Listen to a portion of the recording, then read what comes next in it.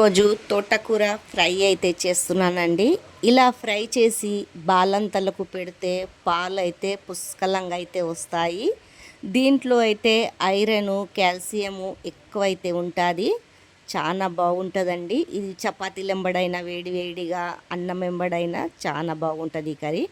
నేను ఎలా చేశానో చూపిస్తాను. వీడియో అయితే స్కిప్ చేయకుండా అయితే పూర్తి వీడియో చూడండి. నేనైతే దీన్ని మంచిగా అయితే కడిగి సన్న ముక్కలైతే కోసి పెట్టుకున్నాను. తర్వాత ఒక ప్యాన్ తీసుకున్నానండి. దాంట్లో 3 పావులు నూనె పోసుకొని ఈ ఎల్లిపాయలు మంచిగా సన్నగా అయితే తరుక్కొని దాంట్లో అయితే వేసేస్తున్నాను. మంచిగా డీప్ ఫ్రై అయితే చేసుకోవాలా దీన్ని. ఇది కలర్ అయితే మారాలా. ఈ బాలంతలకు పెడితే చాలా మంచిదండి. ఎల్లిగడ్డలేసి చూడండి. ఇది బాగా ఫ్రై అయిపోయాక డీప్ ఫ్రై అయితే మంచిగా కలర్ అయితే రావాలా.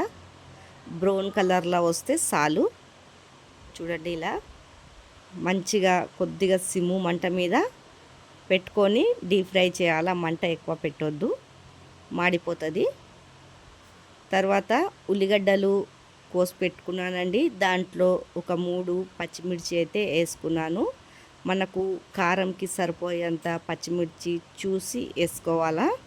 ఇలా వేసుకున్నాక ఇవి 2 కలిపి మంచిగా డీప్ ఫ్రై అయితే చేయాలా. ఆనియన్ అయితే మంచిగా రెడ్గా అయితే ఫ్రై కావాలా. చూడండి ఎక్కువ ఆయిల్ లేకుండా మంచిగా అయితే ఫ్రై అయితే అవుతుంది.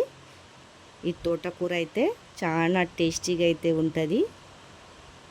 చూడండి మంచిగా ఇలా అయితే ఫ్రై అయితే చేస్తున్నాను. మంచిగా ఫ్రై అయిపోతుంది ఇది.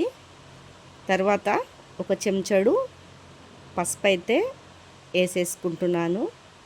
ఈ పసుపుని మంచిగా పచ్చివాసన పోయే వరకు ఫ్రై అయితే చేస్తానండి. చూడండి పచ్చివాసన పోయే వరకు ఒక 5 నిమిషాలు ఇలా అంతా వేపేసుకున్నాక ఈ తోటకూరని దీంట్లో అయితే వేస్తున్నానండి. ఈ తోటకూర మొత్తం అయితే దీంట్లో వేసేసుకున్నాక మంచిగా కిందికి పైకి అయితే కలుపుకోవాలా. తోటకూర అయితే మీ ఎంతమందికి తోటకూర ఇష్టం ఉన్నదో కామెంట్ అయితే చేయండి. తర్వాత మొత్తము ఫ్రై అయితే చేసేసుకోవాలా. ఇలా కిందికి పైకి చేస్తే కింద ఉన్న ఆనియన్ పైకి అయితే అవుతుంది. చూడండి ఇలా అంతా మంచిగా అయితే ఫ్రై చేసుకోవాలండి. మంట ఎక్కువ పెట్టొద్దు, మీడియం మంట మీదనే ఫ్రై అయితే కానియాలా. ఇది పప్పు ఎంబడైనా తింటే కూడా చాలా టేస్టీగా ఉంటుంది.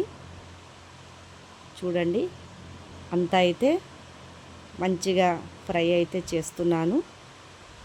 కొద్దిగా మూత పెట్టి సిమ్ము మంట మీద పెట్టి 10 నిమిషాలకి తీసి కలపాలండి, కింద మాడిపోకుండా.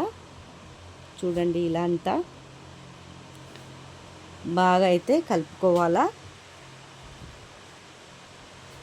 మాడిపోకుండా చూసుకోవాలండి. తర్వాత మనకు టేస్ట్కి సరిపోయేంత సాల్ట్ అయితే వేసుకున్నాను. ఆకుకూర కదండి, ఎక్కువ సాల్ట్ వేయొద్దు, మనకు టేస్ట్కి సరిపోయేంతనే వేసుకోవాలా. బాలంతలకి ఈ ఆకుకూరలు గుడ్లు ఉడకపెట్టి పెడితే చాలా హెల్దీ. బిడ్డలకు కూడా చాలా బాగుంటుందండి, పిల్లలకి. ఇలా అంతా వేపేసుకొని బాగా